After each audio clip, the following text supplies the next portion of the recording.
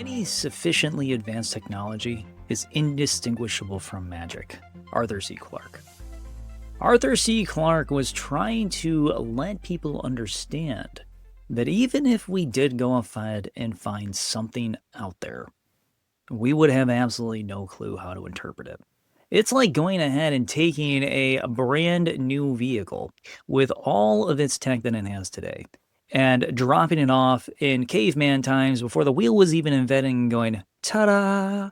They wouldn't even know what a wheel is at that point in time, more or less what a vehicle is, and why is this dragon creating all of this noise? Justifications have to be made that it must be dangerous. It must be something to stay away from, and it sure as hell is scary, and I don't want to go near it. Now, when you think about today's cars are getting significantly smarter. They're getting more intelligent. They have more ADAS equipment on it. We're adapting AI to them now. And I'd hate to say it, but our deliveries aren't changing. And because of that, they're getting dumber. That is not an insult to any of you. It's just the fact that we as a whole need to speed it up and step up. There's far too many consultants out there that are just fine with the 3 C's. See your keys, see your car, see you later. Now, whether it's a new car or whether it's a used car, these are things that we have to deliver on. Even if you have absolutely no idea how, for example, that BMW works because you are not at a BMW store, and that used car is about to go off your lot with a customer that had a good time up till now, where you're about to toss them the keys and leave them hanging. Just give it the good old college try, walk them through it, and make sure that that last contact that you have with the customer is as positive as possible so you can get that referral. You see, right now, currently, we're selling spaceships, but our deliveries are acting like it's 1997 still. Cars with manual seats, manual radios, knobs you still reach out and turn the volume up and down with, and USB ports that, are called cigarette lighters. Technology is moving fast. Dealerships as a whole, we kind of tow our own little boat anchors now, don't we? Because the delivery is not just handing over the keys. Back in the day when in the 90s, cars were essentially all kind of created equal. You could look at a Honda, you could look at a Lincoln, you could look at a Kia, you could look at Toyota, and the controls are pretty much all the same. The radios work the same because there's only a handful of manufacturers. The gauges all look the same because that's just what people know. So let's just stick with what we have. And then along came Steve Jobs and the iPhone. iPhone's introduced. Boom, everything changes. Doesn't matter what it was. Your computer, they instantly got thinner. Your televisions got thinner. Digital screens started to go in cars. Cars started to be able to have computers that inside of them that we used to reference as supercomputers that would go on space shuttles. Well, now today's modern vehicle has more technology in it by far than the first space shuttles, by far more than the first satellites. Technology is moving so quickly that we have a whole generation, multiple generations actually, of individuals that are behind the 8 ball.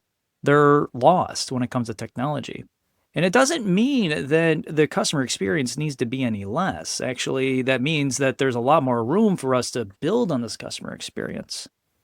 But as customers come in and they look at these vehicles, a lot of them can't help but think, oh my gosh, there's no way I can figure this thing out. But consider something. When you have a new product that is about to launch, let's say you work at a new car deal, or you work at a used car lot and you're just waiting for your used car buyer to bring in something like this. You're jazzed up. You see that vehicle and you're like, we're going to get that at our store and this is going to be great. You're excited because the vehicle has latest and greatest stuff. It has self-driving capabilities that don't cost $10,000. It has the ability for you to get in the vehicle and it practically makes you a latte. You have the ability to get in and the vehicle goes 0 to 60 in like 1 point crazy seconds. Today's vehicles are very different than vehicles of the past. For anybody that is a younger sales consultant out there, you grew up in an age where technology is thrown in your face. In some ways, I'm very jealous for you, and in some ways, I feel absolutely terrible for you. Because when it comes down to technology, like tablet-based items, we'll say, like anything with a thin screen or a large screen on it, That's well and good. And you're very much ahead of the pack, and some of you far ahead of myself when it comes to understanding some of this new tech. Where I feel bad is not knowing how we got here. And as time has progressed, we've gone from a very competitive industry in the early 2000s and prior to an industry now that when we look at competitiveness, it's all messed up. Whether we're talking car prices or we're talking steel, taxes, tariffs, whatever it might be, hybrid, gas, blah, blah, blah, it just keeps going. Your customers have more choices than they've ever had before. And because of this, most manufacturers are now going ahead and turning keys into the keys that go into your phone's wallet. They're turning the dashboards into these full on digital arrays and cockpits, allowing them to offer up the best tech to the customer and the best value for that customer at that time. But this is very much a double edged sword because there is a disconnect. The customer, when they look at this stuff, often they feel confused. To us, we're excited. We're jazzed up about this stuff. It's brand new to us, and we're going, yes, more tech, bring it on. This stuff's super cool. But talk to some of the old timers on your showroom floor and ask them, hey, how do you honestly feel about our nav system? And you're going to hear them go, I don't like it. What do you use for nav? Well, I use Apple CarPlay or I use Android Auto because it's what I'm used to. Okay, cool. Now, the reason that this is important information is because if that old timer that is on your showroom floor says, hey, this is what I'm using, that means that the tech in there can be used for something else. Meaning that the nav system in the vehicle isn't necessarily relegated to just simply a nav system. It can do all sorts of fun stuff now in most vehicles. This is when we need to stop. And we need to look at the customer during needs assessment and say, hey, when it comes to your understanding of tech, how do you feel about tech? You'll find that if you have somebody that knows tech very well, they will jump on this and go, tech, whatever, what do you got? Throw it at me. And then you'll show them something really cool. And next thing you know, it's like squirrel and they're off to the races. But if it's somebody that is concerned with technology, the person that's like, well, I don't want that nav crap. I just want like power windows and power mirrors. And if it has automatic air conditioning, that'd be cool. And I don't want any of those digital gauges either. That's just more to go wrong. All right, cool. We see these people every so often. And when we see them, we put them inside of a vehicle. And a lot of the times they're like, oh my gosh, they freak out. Because to them, it does look like a space shuttle. To them, that vehicle that they had in 1997, that vehicle that they bought in 2005, the vehicle that they bought in 2015, and now they're coming in today to buy a vehicle. You're looking at them and they're looking at you. You're excited because you know all about this thing and the wonders of this magical machine that the customer is looking at going, magic is scary. I want to run away. When we should be looking back at the customer going, actually, all of that stuff in there, there's only 3 things I need you to understand about it, or 5 or whatever. But you're going to dig those out of the needs assessment, and they will be things that make the customer feel more comfortable. Because when it comes to all these buttons and levers and screens and ADAS alerts and just all this other stuff that's going on, it can get a little confusing. So, little story.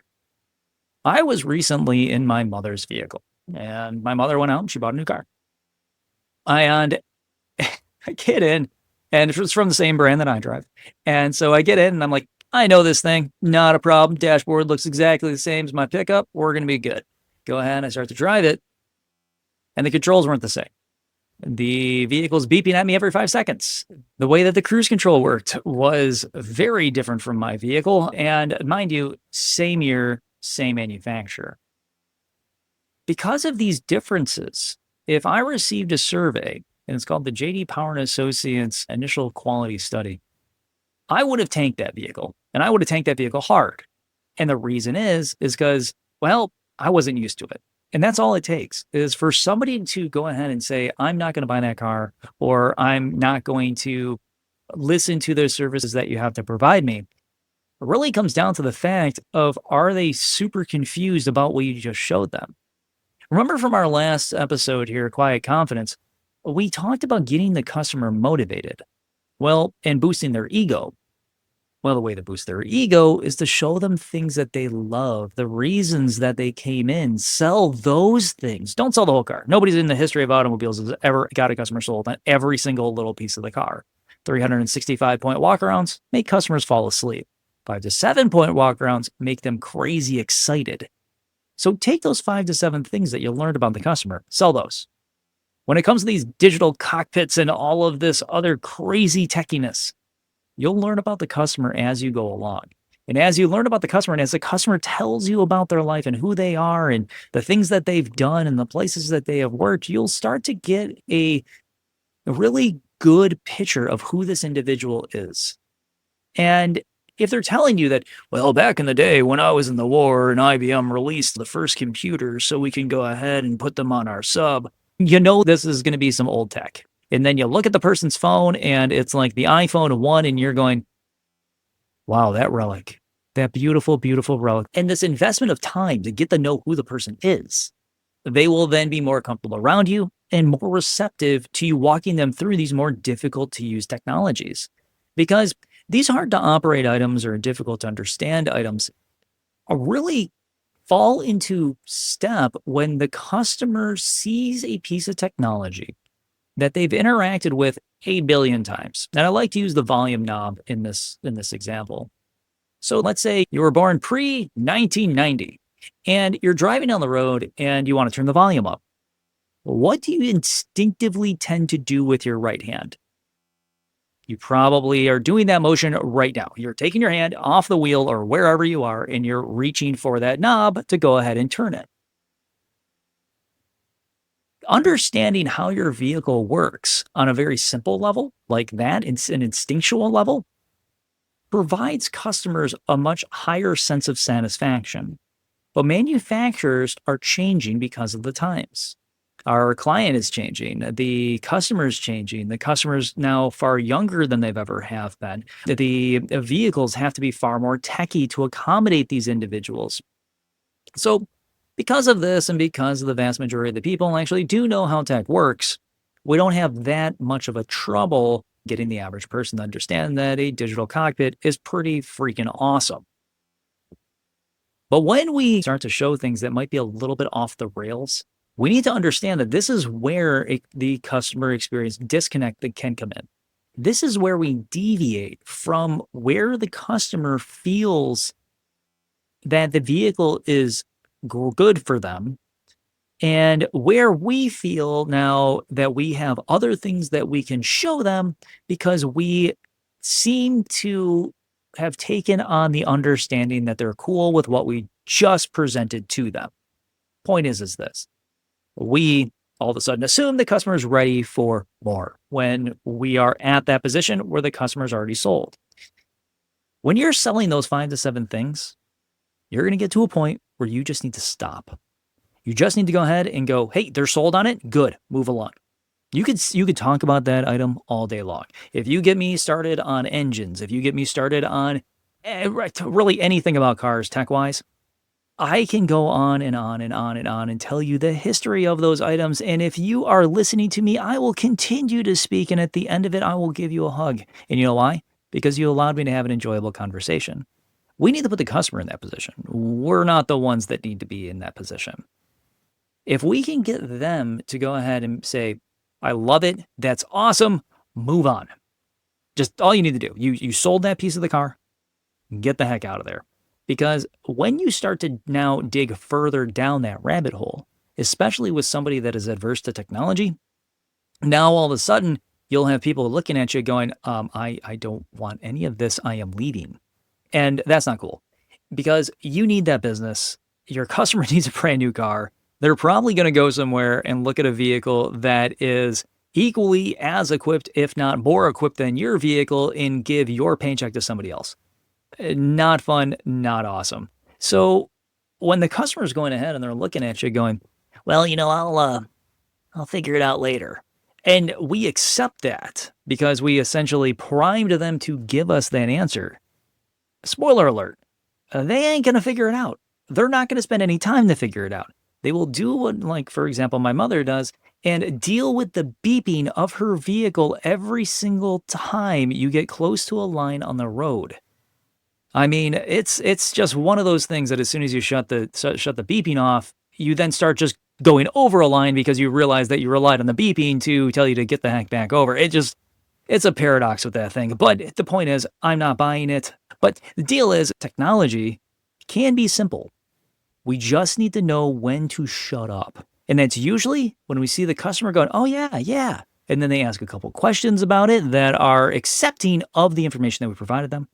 And then we move on. But when we go into areas that sound like this to the customer, if you want to go ahead and make them really anxious really quick, somebody that's tech adverse, go ahead and tell them, hey, these cars update themselves.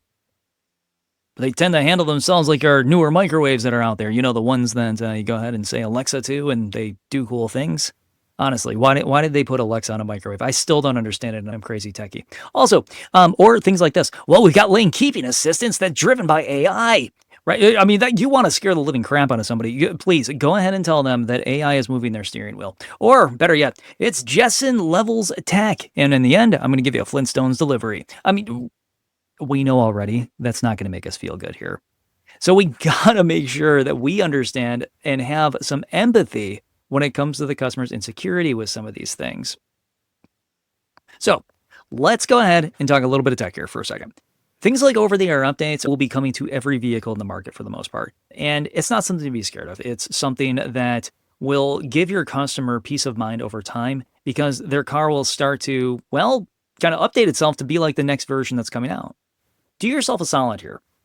If you're a manufacturer that has the ability to do things like update the gauges, update the nav system, update certain pieces of the vehicle, remote diagnose vehicles, whatever it might be, know what's going on there and don't get stuck behind. These are companies that are moving at a very quick rate when it comes to technology. And you'll notice that even in one singular model year, you might have a dashboard that changes 5 to 7 times. So pay attention to those. When you see the gauges change, when you see the navs change, when you see anything change in the car, just get inside and start to understand it. I said this on Reddit the other day, is that when it comes down to product is absolutely not the number one reason the customer's going to buy a car. What is the number one reason is how you treat them and how you come across to them. But if you don't know your product, you can't even figure out how to reduce their anxiety. So these things just become overwhelming because you can't put in the proper context to them. Now, in addition to this, we have voice controls and app pairing coming down the pipe from all manufacturers. I mean, this is a long time coming, but the ability to pair an app to the vehicle. Toyota has one of these, Honda, Kia, Hyundai, GM, their OnStar system. Almost every manufacturer is now introducing an app-based system. I mean, heck, if your toaster can now go ahead and have an app, well, I'm pretty sure your car sure as heck should. So get up to speed on those as well and figure out where the manufacturer has set up some sort of trial for you. See if you can activate maybe a vehicle ahead of time and then delete the vehicle from your account and see if it goes back into setup mode for a customer to pair up to. Point is that a lot of the time we don't even have the ability to wrap our brains around them as consultants. Again, product knowledge is not royalty in this business. It's incredibly important. CX or customer experience and honing your skills there is the A number one. But if I don't know all those extra things that come on the vehicle, well, those could be one of the amazing 5 to 7 things that the customer is going to want. Will it go ahead and call the police when my airbags deploy? Well, geez, I don't really know because I haven't even looked at the information because the manufacturer apparently doesn't allow us to play with it. Well, maybe they do and you just don't know. Go see if you can activate the car. See what it's all about, right? Just give it a shot. Give it a go, right? In the end, it's only going to help you. But as time progresses, not only is technology changing, but our role as consultants and managers is changing as well. You see, managers, we've changed and become more in touch with the customer, meaning that our job isn't just inventory control anymore. It's now sitting down with the customer, sitting down with sales consultants, and doing an awful lot of coaching. As a consultant, though, we're no longer that key dropper, right? We're like a tech mentor that injects empathy on into it if we want to be able to have success. If you leave empathy at the door on this one and you don't allow it to flourish, You're just data dumping on the customer at this point. If they're not very into tech, but they're looking at something that's akin to them as a space shuttle, then you gotta empathize with that. You have to go ahead, put yourself in their shoes for 5 seconds, look through their glasses and go, how scared are they actually in this skin? Oh dear, I got to back it up a little bit and start at baby steps. This is your key. There's no key blade. Let's start there. Just put this in your pocket. Isn't that cool? Okay, now touch the door handle. You hear that thunk? Yeah. The car just unlocked. Well, how do I lock it? You just push that little area right there, that button, that graphic, whatever might be inside the car. You hear that thunk again? Yeah. That means it locked. So if I grab it, it unlocks. Yes. How will I ever know it's locked? You trust it. You just trust it. And that's how you know. Right? So it's not a perfect system, but we got to do what we can to teach the customer along the way, maybe even during your walk around and say, hey, here's how these things work. And no, they are not scary. But don't info dump on these individuals. Even if it's somebody that's super techie, they might be super techie, but they can only take a couple things here and there.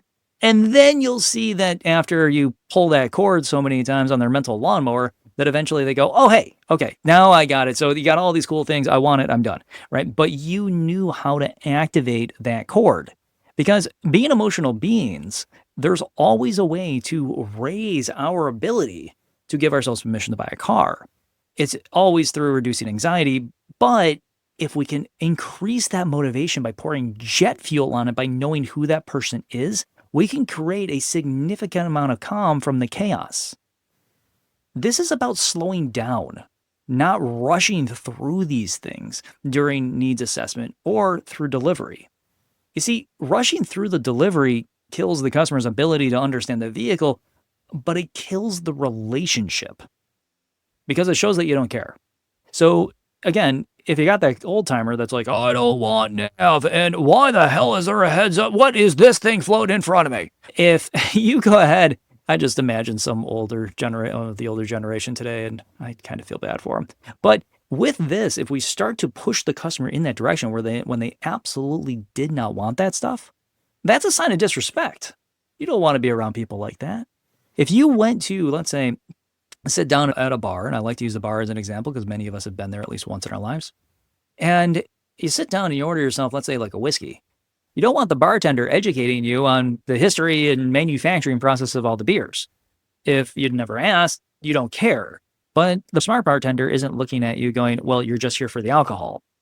They start a conversation. They go in a direction that you want to go. And then they lead empathy forward, which continues to have you talking, getting you to trust them, and then you buy more. This process is the same with us too. And again, if you listen to the last episode about quiet confidence, I went down the rabbit hole on this thing. But deliver one cool feature at a time to the customer and make sure that it matters and tell them why it matters. Ask them, what are you most excited to learn about the vehicle today? And let them steer the conversation or the delivery. Let's talk delivery. If you go ahead and have a customer and you ask them, hey, what are you most excited to learn about today? You're setting this tone now for delivery. You're compartmentalizing the delivery. You're setting it apart from the rest of the process. If that customer has the ability to tell you, hey, I want to start here with delivery, they're owning the beginning of it. They're owning the tone of it at this point in time. This gives you that ability to not kill the relationship. Actually, it gives you the ability to straight up bolster it because you're only going to cover what the customer actually gives a crap about. But if there are things that the manufacturer does feel that you should probably cover, because most people struggle with those, if they got a list of them for you, go over it. Because again, you're bolstering the relationship by looking at the customer saying, hey, most customers struggle with this stuff here. So if you wouldn't mind, I'd like to cover these with you real quick. Nobody's really going to say no to that. But try to also normalize things like second visits, maybe a Zoom walk around with the customer, FaceTime walk around, and get used to introducing the customer to 3 or 4 follow-up calls in the next week or so. This is a little bit different from what most people throw out there, but it's something that I like to be able to allow you all know that it is an option. If you have customers that are scared with tech, put them on a learning curve, put them on a learning plan. Hey, you're going to come back for a second delivery. Cool. Let's set that up. Awesome. Now that you're here for a second delivery, all right, here's what we're going to cover, the things that you struggled with. Good. Now you're going to come back again a little bit later on, and we're just going to polish those things, and I'm going to walk you through some stuff. I mean, heck, if you're at a dealership that had Bluetooth problems way in the past, which every manufacturer did, if you allowed the customer to come back, every time they come back, they see you as a useful resource. And if they see you as a useful resource, now when somebody else needs to buy a vehicle in their family, they're only going to send them to you. There's no other option here at this point because, well, I always go to so and so to buy my product. So and so over here is really nice. They made sure that I was happy with it. But reassure them that it's okay to not go all in right now. I'm going to give you the important things. Let's say it's 9:50 at night here. We're closing down the dealership. Do you want me to walk you through the whole car right now? No, I'd really like to go home. Yeah, you've been here for like 6 hours. I get it. I'm just going to show you mission critical stuff to get you down the road and a couple little fun things that I know you're going to play with the next day or so. And then we're going to get you right out of here, fairly quickly. Is that cool? Yeah. Okay. Are you free tomorrow about, let's say, I don't know, 5:36? I am. All right. How about this? How about I go through those little things right now, and then we get you back on in here tomorrow, and I'll go through this thing with a fine-tooth comb. I have an appointment at that time that you said, but I'm going to move that. We're adding importance and gravity to the situation here. So I'm going to move that. That's not a big deal. They were coming in whenever, and I just had them at the time. So I'm going to put you there, move these people, on to like next hour or so. And you come in, we're going to cover all the fun stuff and make a list for what the next time looks like. All right, cool. You will be amazed at how many people look at you, especially if they're tech adverse, and they go, thank you. Or they almost tear up because many people, when they're buying new cars today, they're scared of that new monstrosity that they're putting in the driveway because it's so entirely different than what they had before. I mean, heck, I went through a few people's cars this week with them, and I just had to kind of laugh a little bit because I'll bump into people occasionally at this dealership here or this dealership there, and they'll go, well, do you know how this works? Yeah. Did your sales consultant explain that to you? No. Okay. Well, here's how your steering wheel adjusts. I mean, just simple things. But we have to let the customer know that, hey, I'm in it for you at this point. And those multiple deliveries are multiple touch points that will ensure that the customer remembers who the hell you are in 3 to 6 months when they might bump into somebody that wants to buy one. They remember your actions, your kind actions 4 years or so down the way, so they come back to you and buy a vehicle. This is what creates a career. Now, delivery can be a bit tricky sometimes. And we're not perfect in any way. We all have our flaws. And in sales, I can be very sympathetic to the idea that we can never remember anybody's name. I personally believe we have a bucket of names in our brain, and once it fills up, putting any others in there that aren't critically important to life survival, they just don't stick.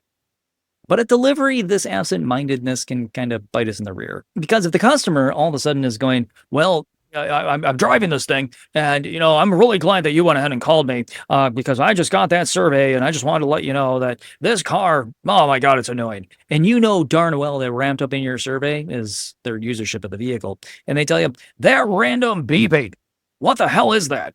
Well, that's your lane centering system or your blind spot warning system. It's something like that. You didn't tell them what it is or how to turn it off.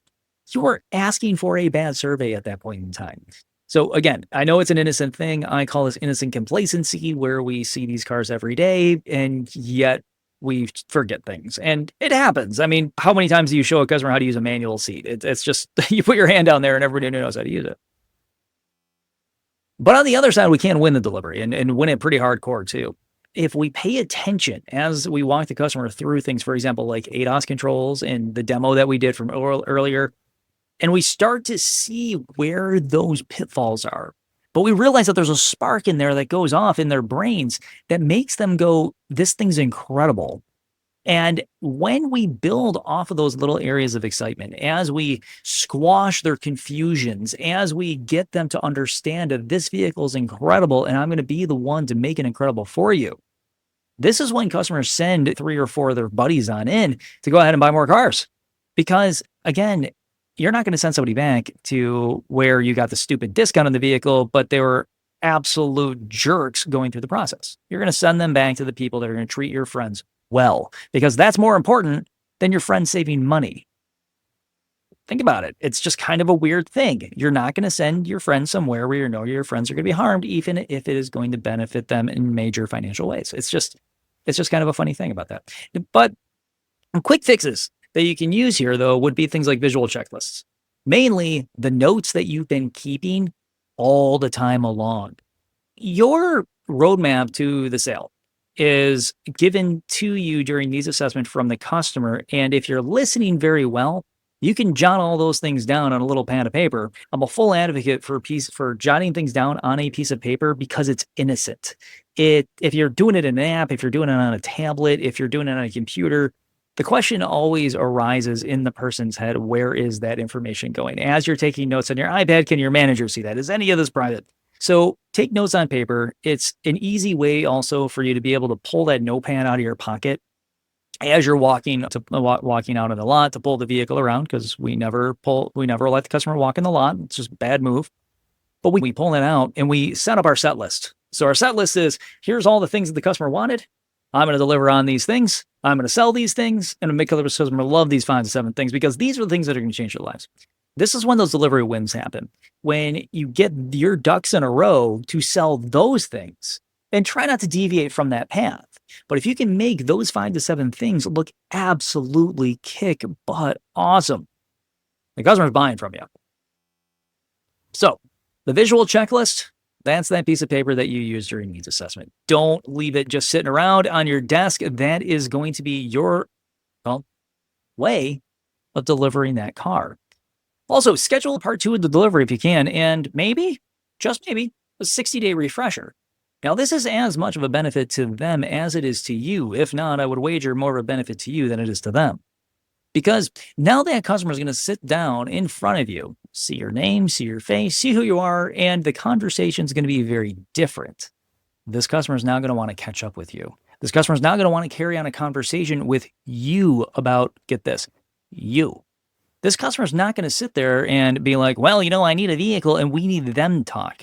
Yes, they did probably come to the realization at some point in the past 60 days that they don't know a damn thing about you.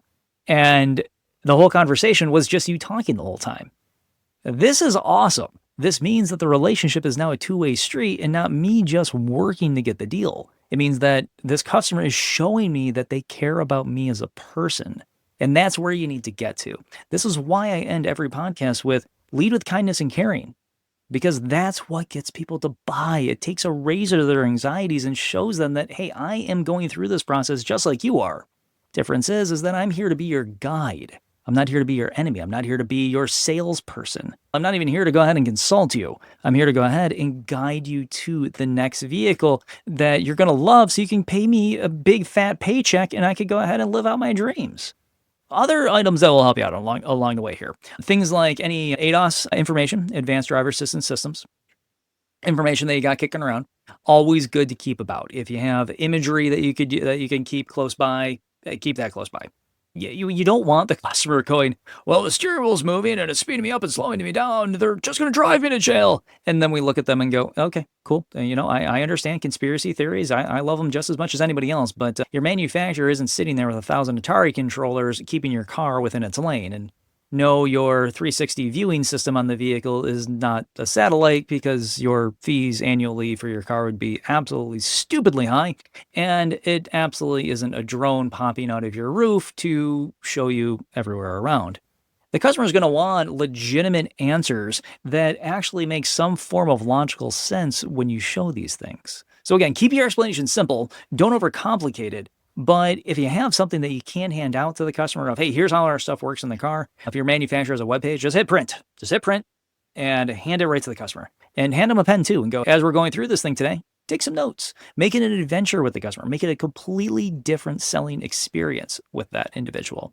But along the way, empathy has to be that item that is forward. You always have to be checking in with the customer, their feelings, how they're holding up, how they're doing, and making sure that they have a smile on their face.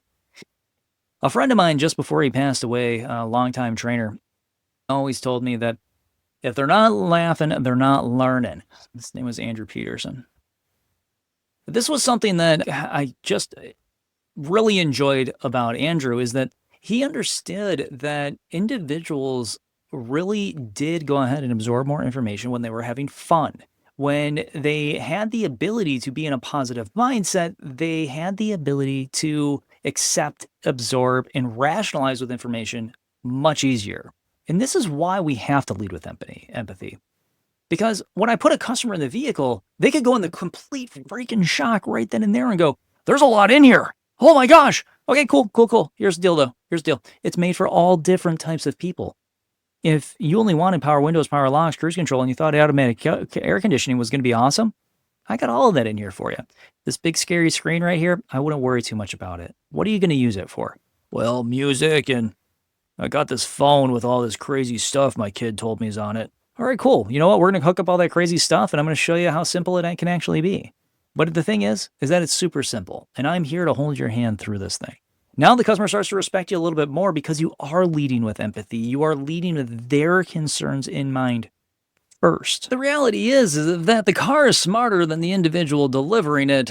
Well, we got some work to do. And please, don't take offense to this. If you're not reading your surveys, you're doing yourself a major injustice. Because the survey is a direct report card usually of how the delivery went. Because it's the last thing the customer remembers and it's the freshest thing that's in their mind. Read those. Because that's, well, where the learning all starts. That's where the change can happen. Also, delivery is not the last chapter of this sale. And let's not treat it like it. If you're out there just simply going, oh my gosh, this customer's out of my hair. There is such a pain in the ass. I'm so glad they are gone. We've all been there. And we feel for you. We totally understand. Some people are not the easiest to deal with, and they think that we are just trying to rake them over the coals and they make our lives hell for it. But it doesn't need to be a horror story. And we can make sure that it's not a horror story. Because this final chapter should be, hey, you know what? Things weren't great. But I earned the right at this point in time to see a smile on your face. And I'm going to be damned sure I'm going to see that smile by the time you leave. And if I don't see that smile by the time you leave, in 60 days, I'm definitely going to see that smile. Because you're going to come back with 5,000 things on this vehicle. And you're going to be completely confused. But I'm going to make sure that you're happy with the vehicle. And I'm going to make sure you're happy with me. Because even though you were crazy, super annoying throughout the whole process, Mr. and Mrs. Customer, the end of the day, you still handed me one hell of a paycheck. And your closing ratio on car 2, 3, 4, 5 goes up significantly with every single sale. So, fine. You know what? Drive me nuts. Come on in. Make it a horror story. But I'm going to make it amazing for you. And the reason that I am is I want you back over and over and over again. So when you have high-tech vehicles, there's no need for a high-pressure delivery. Again, lead with empathy, lead with kindness, lead with caring, put yourself in the customer's shoes and see the vehicle through their eyes for a couple minutes. Because that view that you will see, well, it's going to be very different than yours. And it's going to be something where you're going to go, how come they don't know any of this stuff? Or you're going to say, I've been in this industry for a couple days. And oh my gosh, do I know so much more than these individuals. And that's okay. The customer doesn't need to be a pro on day one. They need to know the critical stuff. They need to know how to get home. They need to know how to turn their volume up. And most importantly, they need to understand that you are there and you have their back. So when they get that survey, they don't slaughter you. And when it's time for them to come in for their second delivery, they can come in and you can reinforce the relationship. When it comes down to the 30-day check-in, you can reinstate the guidelines of what that relationship looks like. Meaning that, hey, I've helped you this far. Once every 60, 90, 100 days, whatever your follow-up schedule might be, I'm going to give you a call to make sure you're okay. Not to sell you anything, not even ask for referrals. That will come in time. But I'm going to make a call and make sure you're okay. Is that all right? Yeah, of course it's all right. Because you've helped me this far. This week we covered a lot. This podcast, yes, I told you, it was meant to be more on the positive side of things. And really, it's about making that person smile. And that's really all it is. Now, if you haven't signed up for the newsletter yet, head on over to autonerd.com. That's AUTOKNERD.com. Don't forget that K. And sign up for that newsletter. That is our Saturday morning booster. We work on it all week to provide you with a little bit of motivation when it matters the most. 7:30 or 8 a.m. on Saturday mornings when we're just about to get into our holiday of the week. Saturdays. When the week is stitched back together, goes down in complete flames, or we finally dig ourselves out of that hole. My goal is to make sure that all of you can go ahead and hit that showroom floor in the right mindset that's motivating to get you there. So my manager Otto, my buddy Sprocket, will go ahead and help you get that motivation up. All you got to do is go to autonerd.com, sign up for that newsletter. Comes in Saturdays, and when you are signed up for it, you also get the podcast a little bit earlier, which is always kind of fun. It usually comes out on Thursdays, but occasionally the subscribers will get it on Wednesday, which is always awesome. And other than the newsletter, get out there, go sell some cars, go make some money, lead with kindness, lead with caring, because as we all know, those are the razor sharp swords that will go ahead and make anxiety eviscerate, and at the same time, it will allow for the customer to give themselves permission to buy a car. Have a great one. See you later.